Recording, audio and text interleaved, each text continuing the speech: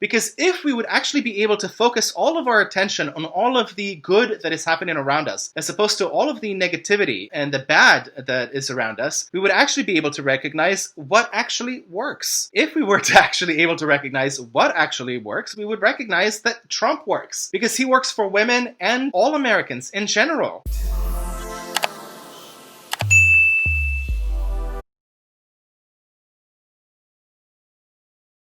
Hi, you guys, and welcome back to the official House of DMaaj podcast. I'm Ariel DMaaj. And Zane here. Thank you guys so much for joining us. We are so excited to continue our series on what has Trump done for minorities. And if you guys are joining us for the first time, we just want to say welcome. Hi guys, welcome. So we started this podcast series, which is also available on iTunes and Spotify. Just a little plug there.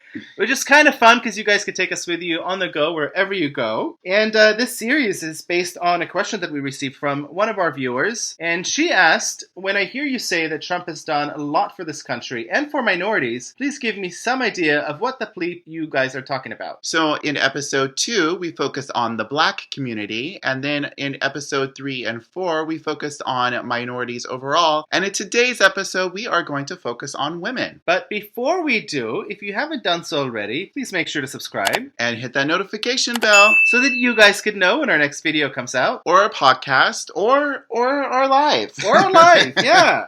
And of course, give us a thumbs up. Because it really, really does help our channel. It really does. And we would love to know what you guys think of this podcast. And what kind of future podcasts you would like to see as well. So make sure to leave us a comment below. Let's start the dialogue. Absolutely. And we will also want to give a special shout out to all of the people who have joined us in our YouTube live. Oh, absolutely. We go live every Friday at 3 p.m. Pacific Standard Time in drag. We have so much fun. Actually, we have a blast. We only had a couple of episodes so far, but they have been so awesome, really life-changing for us. We were able to become a part of a wonderful, really wonderful community that's inquisitive and super genuine and just very, very interesting people from all over the US and even the world. We also want to give a very special shout out to Elizabeth, Justin, Cher, and David. Thank you guys so much. You guys have given us such an awesome gift, and it was just the best way to start the Jewish New Year. It's something that we are going to remember literally forever. So huge thank you. That was life-changing for us, and we really appreciate it. Yes, you guys, that was the best New Year's gift ever. It was such a great way to start the new year. Your gifts and your comments mean so much to us. Speaking of comments, thank you so much to Third Party Animal as well for your insistence on us doing a podcast regarding school choice. We think it's such an important topic, and even though we've talked about it multiple times, after reading your comment on our second live video that we've done, we realized that we absolutely have to do an entire podcast about it. Your comment was so thought-provoking, and you really analyzed the subject greatly, and you really touched about both sides of the argument regarding school choice. And if any of you are curious to read that comment, we highly suggest it. It's on our second live video. And thank you, because now we'll do a full episode after we're done with our series. Yes, absolutely. Okay, you guys, well, we have a lot to get into today, so let's get into it. Definitely. And so the way we decided to do it this time,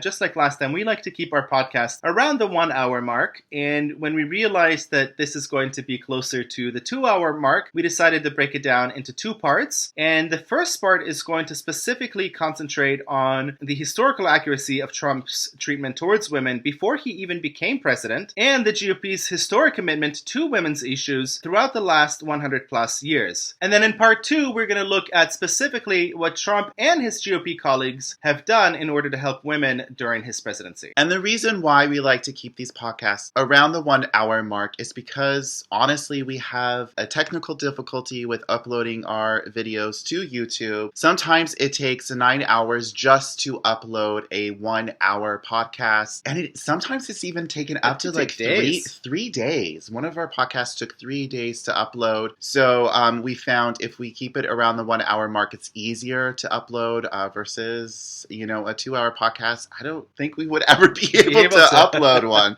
So that's basically the reason why we like to keep it around the 1 hour mark. But if you guys have any tricks or if you guys know of anything that might help us just from a technical perspective, we would love to know. Please comment and let us know.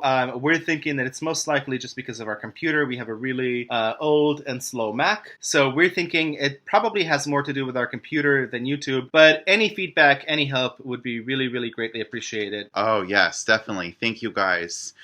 Okay, Ariel, are we ready? Absolutely. I am so excited about today's podcast because there's just so much to talk about and so many unknowns that Trump has done for women, and I just want to talk about all of it. Unfortunately, it's just not possible because he has done so much, and if we were to cover everything, we would just be talking here forever. So there's a lot that he's done ever since we've written this podcast, and just the latest news that we've heard, for example, are about Attorney General Barr and Ivanka Trump that announced that the DOJ is going to provide $35 million in housing to human trafficking victims. So wow, that's amazing. It really, really is. And I mean, the reality is that these grants will fund 73 organizations to provide up to 2 years of transitional housing for victims and other people struggling with human trafficking and sexual abuse. And that's just one thing that we're not going to have time to cover about, but there's so much more. So we'll just get into it right now. Okay, let's do it. Okay, so do you guys remember about a couple of months ago, on August 14th, 2020, Trump sent out a tweet that said, "I have done more for women than just about any president in history. As we celebrate the 100th anniversary of women's voting rights, we should build a beautiful statue in Washington, D.C. to honor the many brave women who made this possible for a great country." He also followed that tweet up with another one saying, "Congress should send me H.R. 473 ASAP and make this happen. It will inspire all women to continue being bold and brave and achieving their dreams." I think that's amazing. It is. And for those that don't know,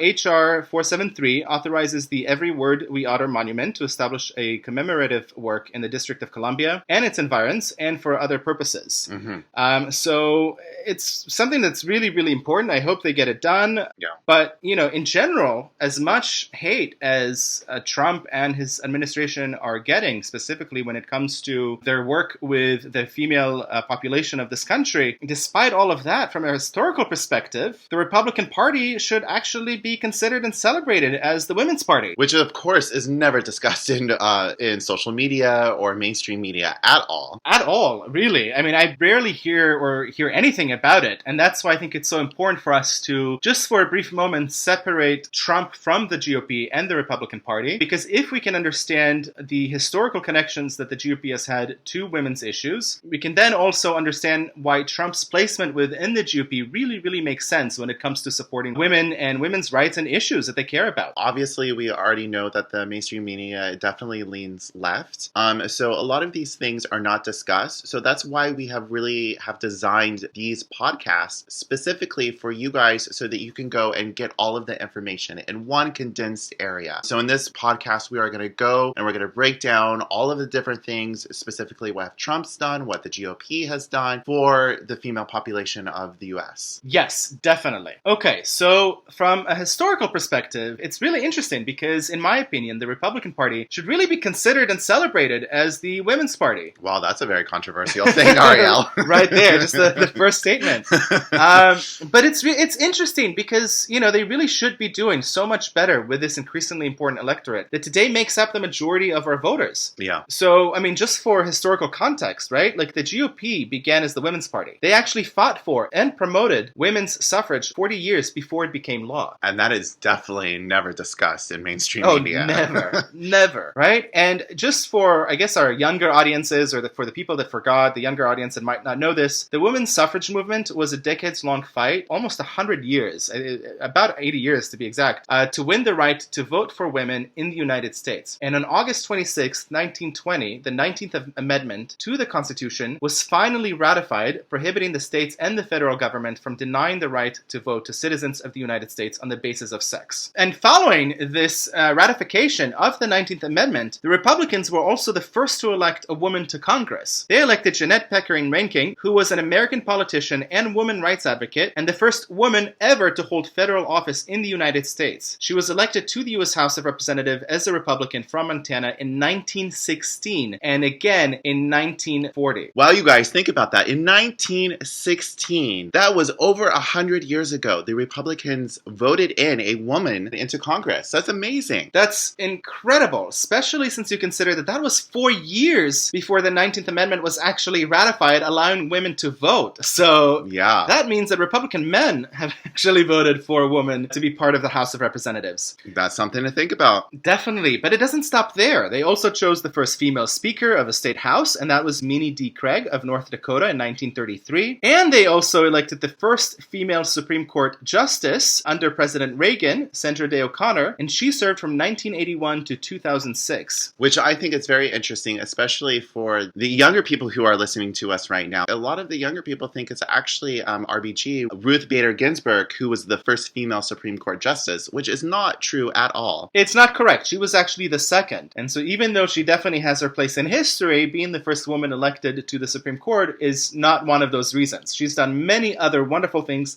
both for women and men as well, actually. Yeah. And so she definitely deserves her place in history, but not as the first woman. And I think this is very interesting for the younger generation who's actually listening to us right now, because I know there is a lot of hatred towards Reagan, but here you go. Reagan was the first president, a Republican president, who nominated the first female Supreme Court justice. Not just Republican, but also the first conservative. And yeah. I think that's very exciting because it really, again, just shows you how much conservatives value women. But the sad reality is that despite all of this, since the late 1980s, the tides actually began to shift. And especially after the confirmation hearings to appoint Justice Clarence Thomas to the Supreme Court, because that happened in 1991. And Thomas at the time was nominated to the Supreme Court bench by President George H.W. Bush. Mm-hmm. And I don't know if you guys remember, especially again, the younger generation that's listening to us, at the time, a woman by the name of Anita Hill came forward with allegations that Thomas had sexually harassed her when they worked together at the Equal Employment Opportunity Commission, and her testimony drew national attention. Of course, obviously, Thomas denied the allegations and called the hearings a high-tech lynching at the time. So yeah. I think that would be considered the first high-tech lynching yeah. of the time, most likely. And it seems like this has been a common theme throughout now. And it has, but the interesting thing is that at the time, the chairman of the Senate Judiciary Committee in 1991, when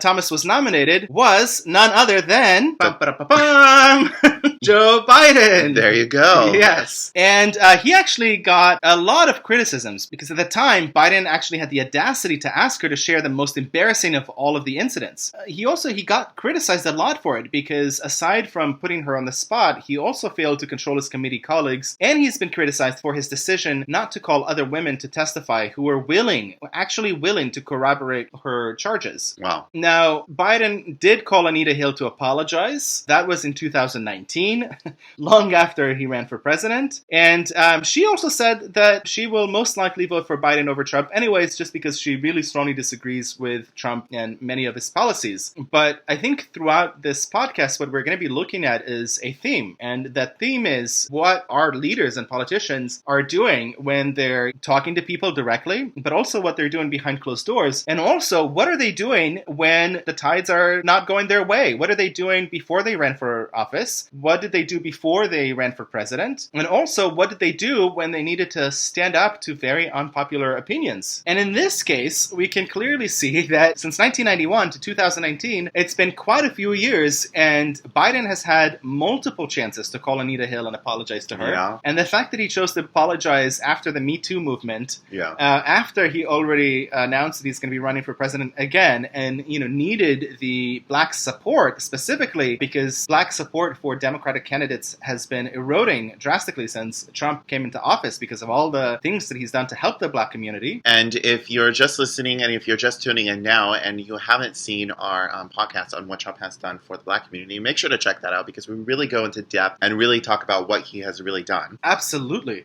But it was interesting because only now did Biden think that it would be appropriate and necessary to apologize to her. Meanwhile, she's been carrying the scars of his treatment towards her for years. Yeah. Years. Yeah. But Any case, moving on, Democrats, realizing the historic opportunity at the time, seized that mantle as the party of the women, and they've used their influence within the mainstream media to further drive a wedge between the Republican Party and its potential women voters. Yeah. Now, unfortunately, since 1988, Republicans have lost the women's vote in every single presidential election, with the largest margin in 2012. And that was when, back then, Republican challenger to Barack Obama was Mitt Romney.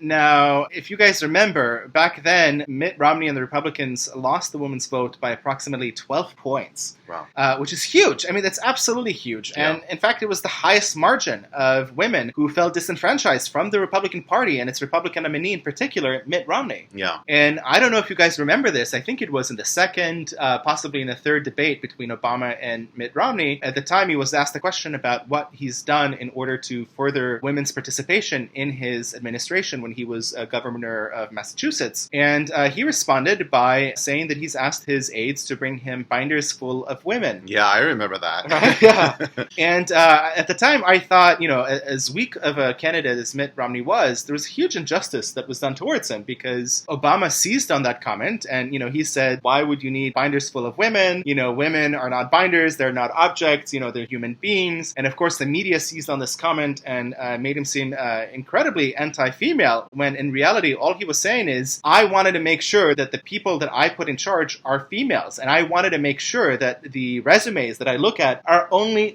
female resumes because it's so important for me to put women in charge of powerful positions. Yeah. And so that's what he referred to when he said, bring me binders full of women. Maybe he could have articulated and executed his speech a little bit better at the time. But again, that was, I think, the perfect example of how the media misrepresented what a Republican candidate was saying at the time. Yeah. But since then, a lot has happened, and the Republican Party, realizing their mistakes, has done quite a bit of outreach to women voters, and just women in general, because it is a very important constituency. And the interesting thing is that currently, the 116th U.S. Congress has 127 women represented. Out of those 127 women, 105 represent the Democratic Party, and only 22 represent the Republican Party. Wow. Which I think is actually quite sad when you look at the disparity between the Democratic Party and the Republican Party in terms of women representation. And I think part of it is simply because Republicans really never paid attention to the gender of someone running for office. They just cared about the position of that person, whereas Democrats, realizing and grabbing that mantle early on in the 80s and specifically after 1991, really realized how important it was to make sure that their representatives look similar to who their constituents actually are. Mm-hmm. And I think since then, Republicans have improved greatly, specifically in the last couple of election cycles. But again, together with the Republican female representatives and the Democratic female representatives, they still only comprise 23.7% of the 535 Congress members. Interesting. And that is incredibly sad because that is basically less than half of what their actual electoral power is in terms of their vote. So women comprise over 50% of the population, yet they're represented at only 23.7% at the time. That's very, very sad, and I feel a little underrepresented. Having said all of that, out of the 127 women, 26 women, or 26%, serve in the U.S. Senate, and 101 women, or 23.2%, serve in the U.S. House of Representatives. So 4 out of those women are non-voting delegates. We have 2 Democrats and 2 Republicans representing the American Samoa, the District of Columbia, Puerto Rico, and the Virgin Islands in the United States House of Representatives. Yeah. And if we break it down even further, out of the 26 women serving in the United States Senate, 17 of them are Democrats and 9 are Republicans. So the exciting thing is that this is the highest proportion of women serving as U.S. senators in history. Wow. So I think that's amazing. And of course, you can also see that, between the 17 women and 9 Republicans, you could see that Republicans, specifically in the Senate, have really made great inroads in female representation. Oh, yeah. Compared to their Democratic counterparts. And just to capitalize on what I just said and,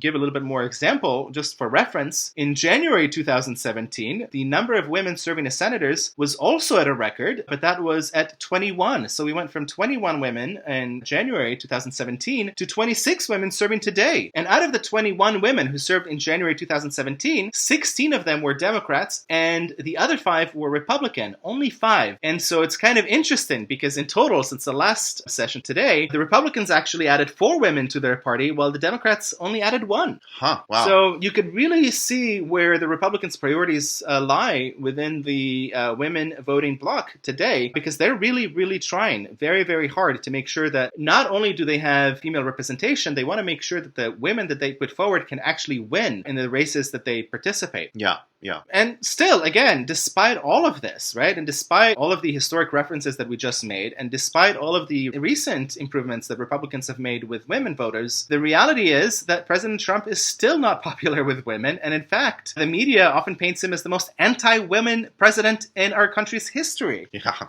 Which is outrageous. It really is. And so today, at least in this podcast, our goal is to show you that although Trump's rhetoric on women may seem problematic, and even chauvinistic at many times, and although his record on women may not be perfect, as no one's is, it is completely mischaracterized by the mainstream media, and nationally and abroad. Yeah. And I think if you want to learn a little bit about Trump and his treatments of women, I think one of the best quotes that I've read actually came from his book, because in his book, Crippled America, Trump actually wrote, and I quote, "Anybody who wonders how I feel about women should just take a look at the Trump Organization. My positive feelings about women are reflected in the number of women who have worked in my organizations. I placed women in important leadership positions in the Trump Organization long before anybody else gave them that opportunity because I knew they could handle it. I was the first developer ever to put a woman in charge of a major construction project in New York City." Which is absolutely amazing. It really, really is. Because this was written way before he really considered running for president. Mm-hmm. And this is something that he's done back then in the 80s,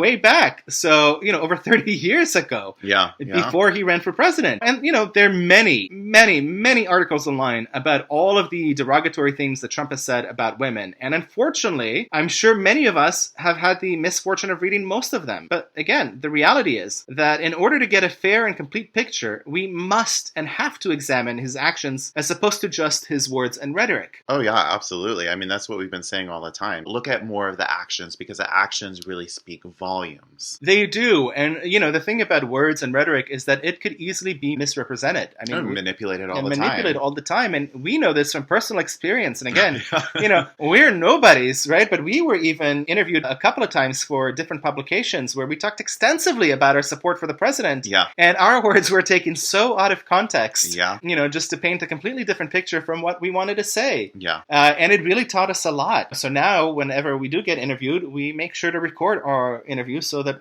we have receipts as to what we said. Yeah.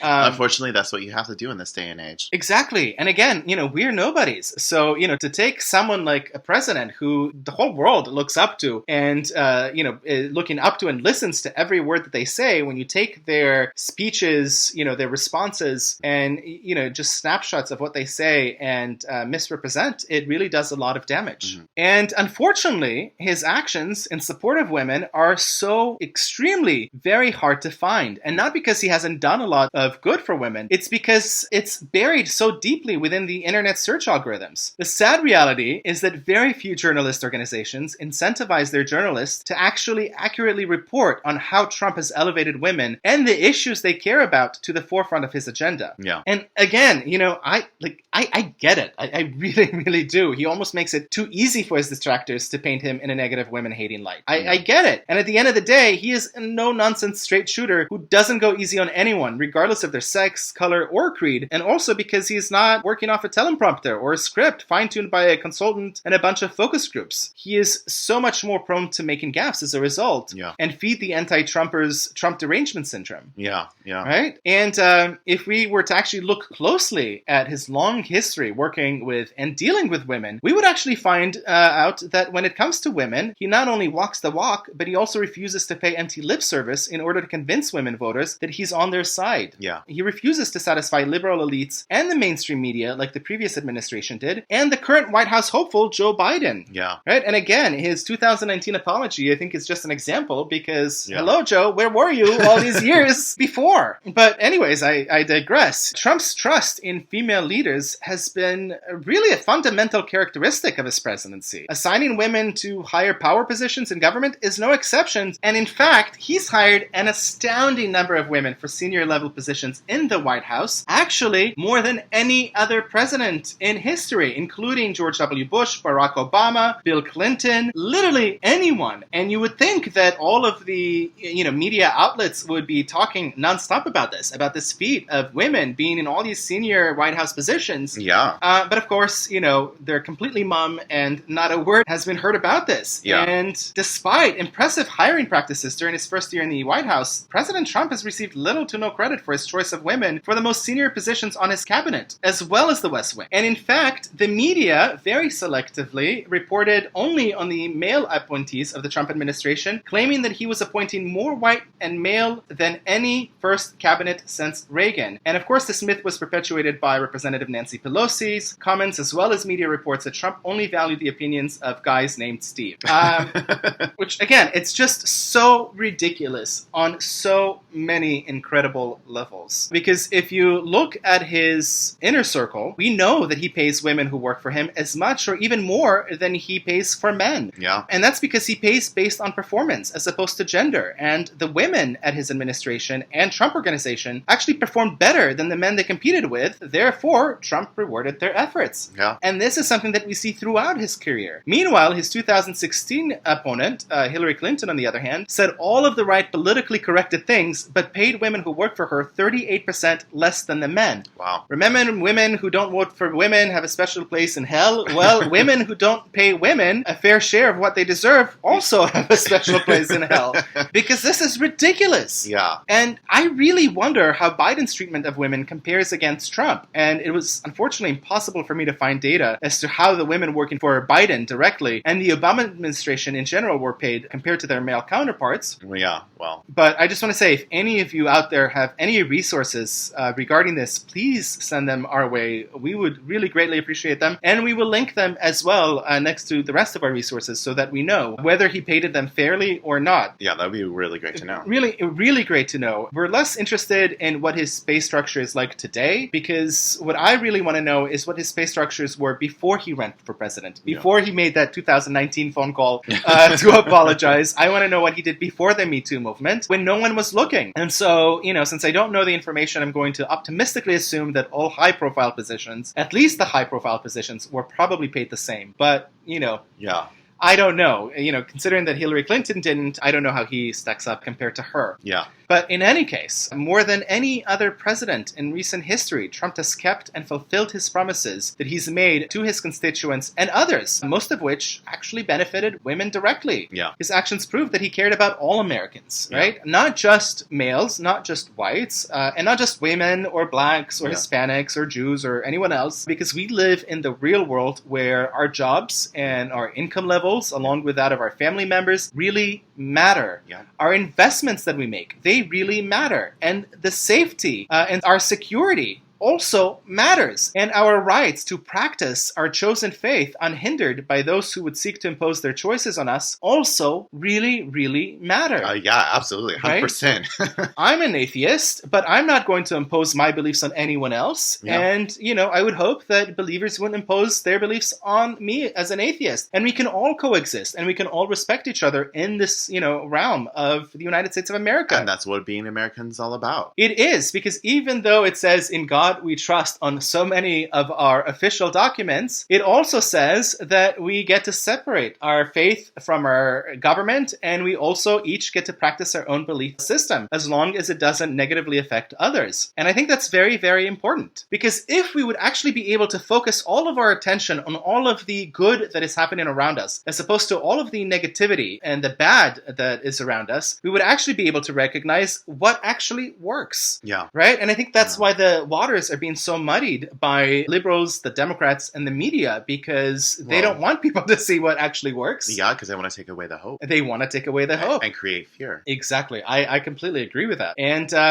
if we were to actually able to recognize what actually works, we would recognize that Trump works, because he works for women and all Americans in general. And even though Trump worked with Democrats and Republicans to pass a lot of important legislation, unfortunately, it really didn't get a lot of attention. Yeah. But Trump has actually got a lot done on a bipartisan basis. And, Which is amazing. It really is. And when he said, I'm a great negotiator, as many obstacles as Democrats and world leaders in general actually put in front of him to prevent him from being able to claim that successfully, that he's such a great negotiator, he's actually been able to negotiate and push through a lot of really, really important reforms, including the criminal justice reform that has made a huge impact on women around this country, and more specifically on Black women around this country. As we know that nearly 75% of Black children are living in single mother, fatherless homes. And that makes a really big difference on their lives and also their possibilities for future prosperity. And so this criminal justice reform really makes a difference by allowing a lot of these children to now, instead of living in fatherless absentee life, to have fathers present in their lives. He's also tackled opiate and sex trafficking through legislation, which we'll talk about in a little bit. And he's passed the new right to try law, giving dying Americans access to experimental medications, which of course affects everyone, but also a lot of women suffering from many specific diseases that affect women that have not been cured. So that is, I think, just incredible on the part of our president. Absolutely. And it's interesting because even before he became president, women who have actually worked with Trump say that he was ahead of his time in providing career advancement for women and promoted women in male-dominated industries. It's really, really interesting. And before he was actually elected as president, I read a really fascinating article by Frances Stead Sellers, who's a senior writer and editor at the Washington Post. And she wrote an article that was titled "Donald Trump, a Champion of Women?" ? His female employees think so. And in it, she said, and I quote, "Many women who have worked closely with Trump say he was a corporate executive ahead of his time in providing career advancement for women. While some say he could be boorish, his companies nurtured and promoted women in an otherwise male-dominated industry." And this article is written in 2015. Right, November 24th, 2015 to be exact. Yeah. And again, we'll link it as well so you guys can read it yourselves. But it was really interesting because at the time, his vice president of human resources for the Trump Organization, Deirdre Rosen, praised Trump for his flexibility in allowing for a family life. I mean, think about that, right? We talk about a family-work balance all the time and how women are struggling with this balance because of the expectations that are being put on them in the professional working world and the expectations that are still being put on them in their personal family life. And so here we have Deirdre Rosen, the vice president of human resources for the Trump Organization, actually praising Trump for his flexibility in allowing for a family life. And she said, and I quote, that after working for big public companies, the 7 years she has spent at the family-run Trump Organization have offered her the flexibility to be present at soccer games and drama club with her children. That's amazing because I know many women would love to have that kind of possibility. And especially, executive women who really have to put their families on the back burner and work, 24/7 in male-dominated industries to prove themselves. And, they have to really sacrifice their relationships with their children, their husbands, their families and friends. And, Trump actually nurtured those relationships because he believed that if you're happy at home, you'd be happy at work and you would be that much more productive. I think that's amazing. I think that's great. It's great. And it probably explains why the women at his organizations actually did better than men because they took full advantage of the flexibility that he provided. And that explains why they were also paid better.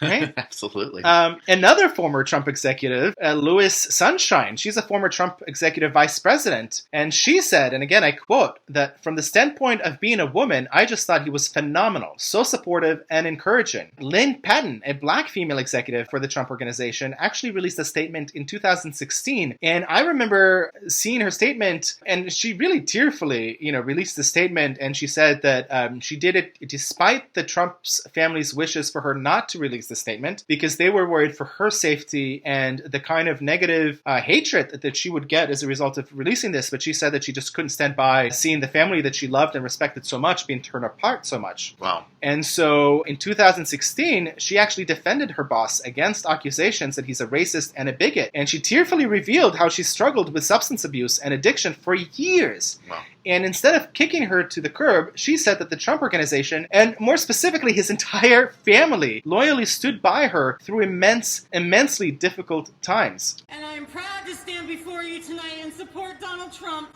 not just in spite of the color of my skin, but in fact because of the color of my skin.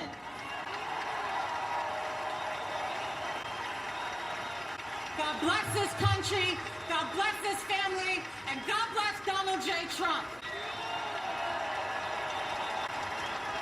Wow, that's really touching. It's so touching, and it's interesting because I can go through so many examples because there's literally just dozens and dozens of women who say the same thing. Yeah. And it's kind of a theme when you actually ask women who've had a direct relationship with Trump. Yeah. They all say that he's been absolutely incredible and amazing in his relationship to them, and that he's been very fair in his treatment towards women as compared to men. He hasn't been easy on women, but he's been very fair towards them. And what I found is that the women who do end up criticizing Trump are usually the ones who were extremely positive in regards to their relationship and high regard towards Trump. And then when things soured, or when they, got some kind of an opportunity like writing a tell-all book, or, appearing on different media outlets and getting a lot of attention, or when they're fired, that's when they go negative. And I think a perfect example of that would be Omarosa, who, was shouting from the rooftops of how incredible Trump is, how he's the least racist, sexist person in America. Yeah. And then once she was let go, all of a sudden he became racist,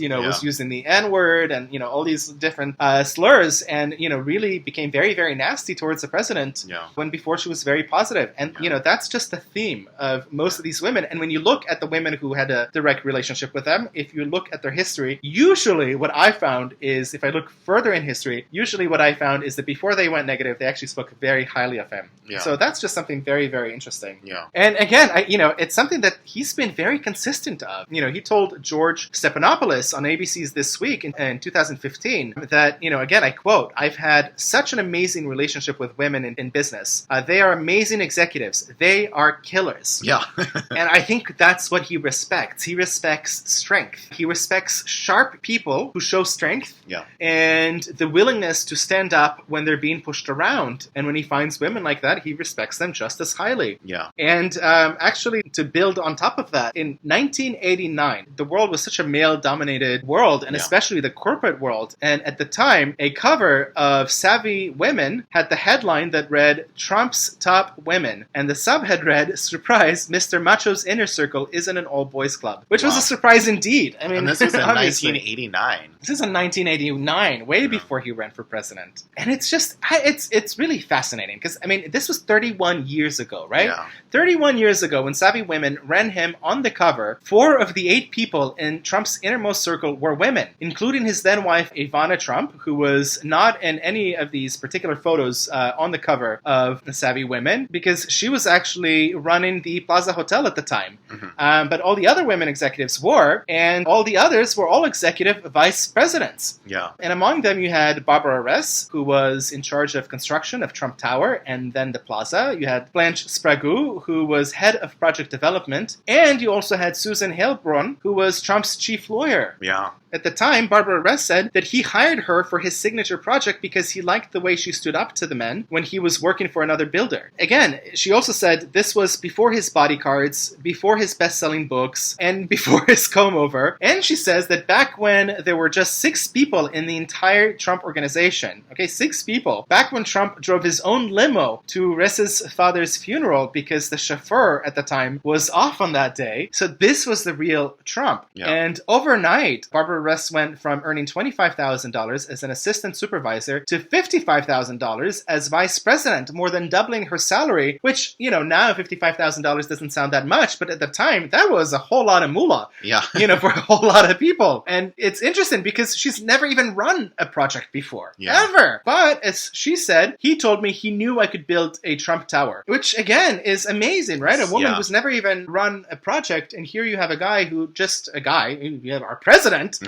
who was at the time just a guy who says, you know what, I'm going to put my money on this woman, even though she has no experience, because of the way that she is. I'm going to look at her and not at the cover of her book. I'm going to look at the contents of what she has to offer, and I'm going to make her the head of this project. And she did, as we now know, a fabulous job, really just proving disturbing that his instincts are on point. Yeah. Meanwhile, Blanche Sprague tells a similar story where she describes how she entered the real estate business as a 19-year-old divorced single mother who worked her way up through the sales part of the business. Mm-hmm. Right? I mean, imagine a 19-year-old divorced single mother working her way up, and she landed on Trump's radar at a meeting where she more than held her own in a room full of men. And at the time, he said something along the lines of, "I love that mouth, I have to have it," before he offered her a job at about the same time as Riss. Right? Isn't it fascinating? Really, yeah. And it's just really interesting because I'm sure that if that got out today, you know, he would be just bombarded with, chauvinistic accusations and how, he sexually assaulted this woman by saying, "I love her mouth." When in fact, he just meant, "I love the way that she argues and stands up for herself." Yeah. She is intelligent and she's using her, verbal abilities impeccably. Yeah. So again, I just thought it was just really, fascinating. And at the time, Sprague, who is now retired, said that Trump did not hire her because, I quote, "I am a woman." He just hired who he thought was the best person for the job. Yeah. And she really proved to be the best person for the job. Oh, yeah. And both Ress and Sprague agree that whatever Trump's motivation for bringing them aboard, he actually treated them equally and once they were there. No sexist diminishment, and certainly no added difference. Yeah. They said if you did the wrong thing, he got as mad at you as he got if you had a mustache. That was a direct quote from Sprague. And even Michael Cohen, President Trump's ex-lawyer, who's an embattled lawyer nowadays, said at the time when he was running for office that Donald Trump employs more women than men at the upper echelons of his real estate empire, and in many cases pays them more. Now, a lot of people will say that Michael Cohen's word really means nothing at this point after everything that has gone down and after everything that we know about him. But the receipts are there and the documentation is there. Yeah. And today, even according to Trump's advisors, and again, they have shown these receipts and have shown proof of this, there are more women than men holding executive positions in the Trump organization, heading such departments as human resources, golf and hotel management, and global licensing, even though women make up just 43% of the overall workforce. Yeah, wow. So I think that's fascinating, right? And again, the reality is that women who are in similar positions as men, as we've mentioned before, are compensated at equal and in many cases higher pay rates because Donald Trump compensates based on results and not based on gender. Which I think that's the way the world should be run. Ideally, right? Yeah. That's how it should be run. But we also know that it isn't, and there's a lot of metrics to measure that, and there's still a large pay gap. I remember the statistics were 74 cents to the dollar for women. I think now under Trump, the official statistic that I read, and again, don't quote me on this because I don't remember exactly the number, but it was something like 84 cents to the dollar. So that divide has definitely shrunk, that gap of what women make per hour versus what men make per hour. And I think that's incredible because that happened under Trump and not under a previously Democratic administration, including Biden's. Yeah. And Trump has done things that nobody else has done. His 68-story Trump Tower on Fifth Avenue right next to Tiffany's was the tallest entirely glass exterior building in Manhattan when it opened in 1983. Okay, so that was a record, right? Yeah. Our theme of broken records it still continues in this podcast as well, because that single-handedly helped pioneer the modern luxury building industry that we see today worldwide. Trump is responsible for this. And Barbara Ress, at 33 years old, became the first woman to ever be put in charge of supervising the construction of a skyscraper when Donald Trump hired her in 1980. Wow. She was a 33-year-old wide-eyed woman who was put in this position, and she was quite successful, and she was very handily rewarded for it. Oh, definitely. And actually, even Trump has said in the past that one of the things, and again, this is a direct quote where he said, "One of the things I'm most proud of about was that building that the person I put in charge of overseeing construction was a 33-year-old woman. I made that decision in 1983 when the fight for gender equality in business was really beginning. None of the people who whine about the way I talk to women mention the fact that I voluntarily promoted gender equality in a male-dominated industry. The women who work and have worked for me will vouch for the fact that I was as demanding of them as I was of their male counterparts. That's the kind of gender equality we need. Leadership that inspires the best in people, male or female." I love that. I love that. And leadership that inspires the best in people. Absolutely. And that's something that I really admire about Trump, because what we're seeing today is for, the sake of equality, for the sake of, equality between women and men, we're seeing actually a lot of women being promoted into positions by, special interests where they're not necessarily the best fit for that position. They're not necessarily the most qualified person to fill that position. And what's interesting with Trump is that not only did he pick women based on their qualifications, but he didn't allow for any slack, whether they were women or men. Yeah. If they made a mistake, he went hard for them. Oh, yeah. And he demanded that they correct their errors. And those that did, and those that didn't were let go and fired. Yeah. And that's something incredible, I think. Yeah. Oh, yeah. Right? And in fact, actually, Michael D'Antonio, the author of the just published book, Never Enough, Donald Trump and the Pursuit of Success, describes a balding male executive whom Trump confronted with a suggestion to use Rogaine because he reportedly said, I quote, "Going bald is the worst thing you can do." And for him, it's all about appearances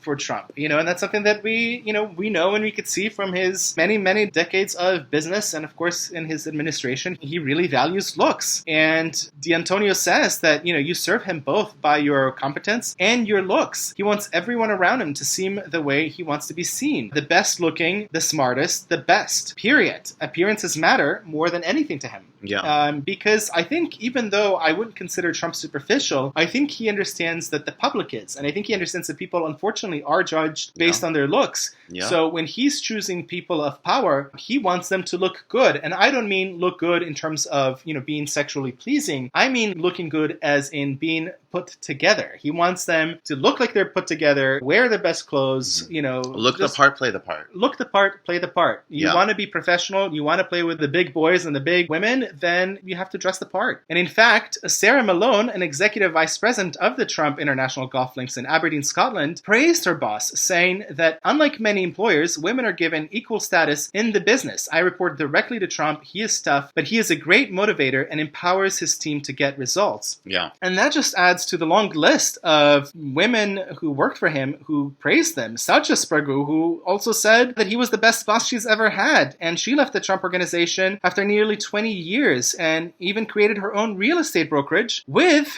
Trump's endorsement and help. So, even after leaving his organization, he actually supported her in starting her own business that would be in direct competition with him. That just really shows you that he not only wants the best, he also wants to compete with the best. And he considered her to be the best. So that is just a little bit of history background of what Trump was like before he became president. Yeah. But now let's look at what Trump is like after he became president. Okay, you guys. Well, that concludes part 1 of our podcast. And I am so excited for part 2. We have so much to cover and so much to talk about regarding what Trump and his GOP allies have done for women within the last 4 years. Yes, we have so much more to cover. But before we go, if you haven't done so already, please make sure to subscribe and hit the notification bell so that you guys will know when our next podcast or live video or just video come out. And give us a thumbs up because it really does help our channel. And until next time, you guys. Bye for now. Bye.